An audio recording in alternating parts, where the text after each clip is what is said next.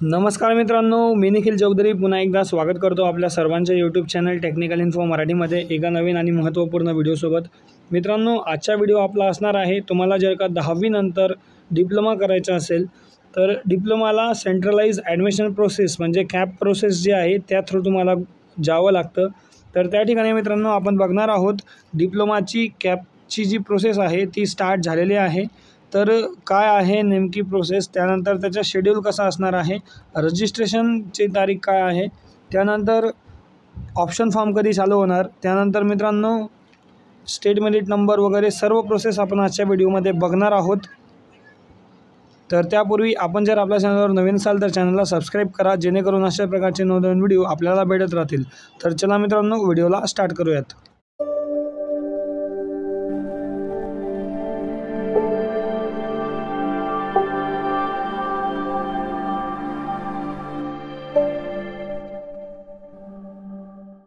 तर मित्रांनो हे circular director of technical education Mumbai यांच्याकडून जे आहे हे डिक्लेअर करण्यात आलेले आहे।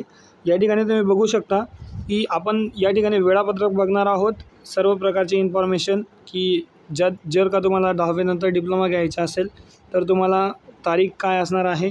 तर या ठिकाणी आपण बघूयात मित्रांनो। तर या ठिकाणी तुम्ही बघू शकता तुमचे जे प्रवेशासाठी अर्ज जे आहेत म्हणजे आपण रजिस्ट्रेशन म्हणतो त्याला, तर प्रवेशासाठी रजिस्ट्रेशन जे चालू होणार आहेत ते 29 तारखेपासून तर 25/6/2024 पर्यंत तुमचे म्हणजे एक महिना जे आहे जवळजवळ तुमचे रजिस्ट्रेशन चालणार आहेत 25/6 तारखेपासून।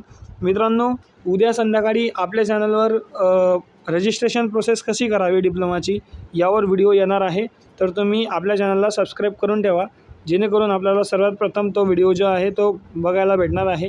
त्यानंतर मित्रांनो 29/5/2024 पासून तर 25/6/2024 पर्यंतच म्हणजे ज्या दिवसापासून तुमचे रजिस्ट्रेशन चालू होणार त्या दिवसापासूनच तुम्हाला ई स्क्रुटिनी किंवा फिजिकल स्क्रुटिनी याबद्दल मी तुम्हाला थोडक्यात सांगतो।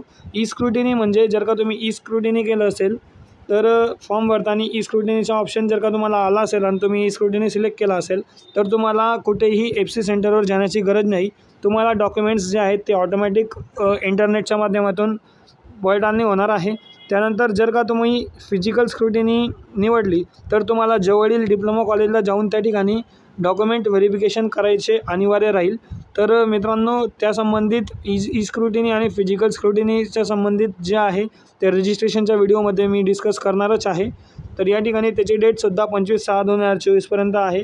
त्यानंतर मित्रांनो तुमचं रजिस्ट्रेशन झालं, रजिस्ट्रेशन झाल्यानंतर तुम्हाला या ठिकाणी मित्रांनो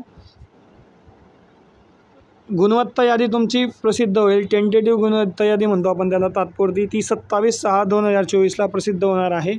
त्यानंतर मित्रांनो तुम्हाला जर का काही अडचण असेल म्हणजे त्रुटी आली असेल किंवा ग्रीव्हन्स वगैरे आली असेल तर त्यामध्ये जर का काही प्रॉब्लेम असेल तर ती तुम्हाला 28 ते 30 या कालावधीमध्ये तुम्हाला करेक्शन करायचे आहे।